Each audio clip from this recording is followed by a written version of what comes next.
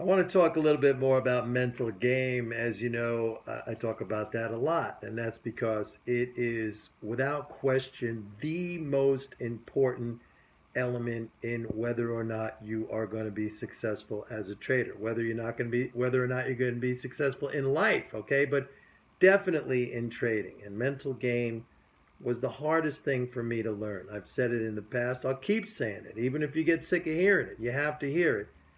I paid an enormous tuition to the market to learn mental game. I was always a good analyst. I didn't always understand or know about MMT even in the past when I used things like technical analysis or whatever. I was always good. But the reason I never really made any money was because my mental game was not right. Now, in some recent conversations I've been having with some subscribers, and again, it kind of leads me just as a little side comment here. People say to me, well, it's always like this. If you're such a good trader, what are you selling courses for? What are you selling a report? Doing the courses is what made me a good trader. Okay, I've said this before that when you have to explain the process, what it is you actually do, it makes you delve deep down into that process and figure out what the heck do I do to achieve the result. And it's also been the interactions that I've had with students or others that have, made me very reflective and given me a much more profound understanding of myself, of the markets.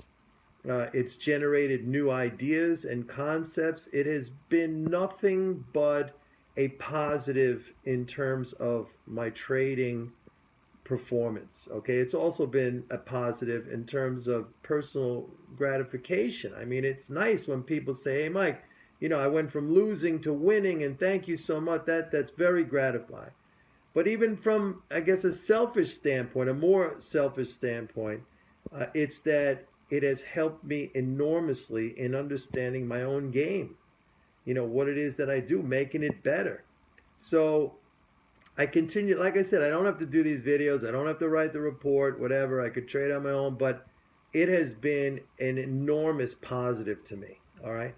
So let me get back to what I was talking about. One of the hardest things for me to learn in the mental game concept was detachment. I've spoken about this in the past. Detachment means being emotionally detached from the market and being emotionally detached from your trading. You are executing almost mechanically, robotically, based on your information, your knowledge, your strategies, and your tactics. And you're not allowing the market or the position to really influence you. That's why I tell people it's so important to commit real money. I mean, paper trading is just not the same thing. People behave differently when real money is at stake. And I tell people to start off, they say, well, how much should I start off with?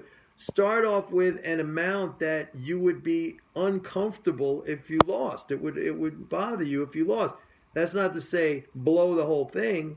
I'll give you techniques and we keep the risk way down to build up confidence, but you got to commit real money because that's going to expose your real behavior. If you're paper trading and I'm making all this money, that's not the same thing. Okay?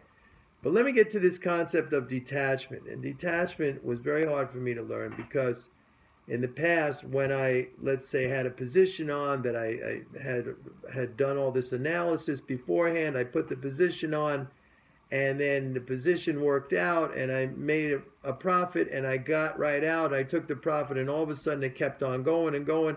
I would get so angry with myself and so frustrated and beat myself up, and then I would jump back in, and sure enough, it would go the other way, and I would jump out and take a loss, and I'd end up chopping myself up back and forth. I was not detached. And I bring this up because, in my report, I give recommendations where we should buy, where we should sell. But sometimes I might not be there, Johnny on the spot to tell you where to take a profit. I try to put all my buy or sell levels in advance to as entry points for the position, but I might not be there. So the point is, it's okay to take a profit. And if that position, once you take that profit, if it keeps on going, your attitude should be no big deal, because something else will come along. There's always going to be opportunity. You don't know how many times in the past I've went through a personal feeling like I'm never going to see a move like that again in my life. I blew it. That was the move. I took a little Another one came along, and then another one came along after that, and then another one came along after that, and after that. There's always going to be stuff to do. As long as you remember that, then taking a profit, even if it's one tick, which I think you should look for more than one tick, frankly, but even if it is, you never beat yourself up for taking a profit. Never. Okay? This is a little bit where I go in disagreement with that Jesse Livermore book, Reminiscences of a Stock Operator, because he said it's true you never go broke from taking a profit, but you never get rich either. And I disagree, because if you take all the time profits, small profits add up to one big profit. So if I'm not around and you have a profit and you feel you want to take it, by all means take it. If it keeps on going, you never criticize yourself. You never knock yourself. Your attitude should be no big deal. There's going to be more things coming. There always is. My report, I already have new stuff in there that we're making money on. You could have said last week, why did you get out of the S&P at 2072 after taking 60 ticks? Well, guess what? We got in at 2089, we made another 25 ticks. I mean, not ticks, points, full point. So, detachment, guys. Detachment. Remember, don't beat yourself up.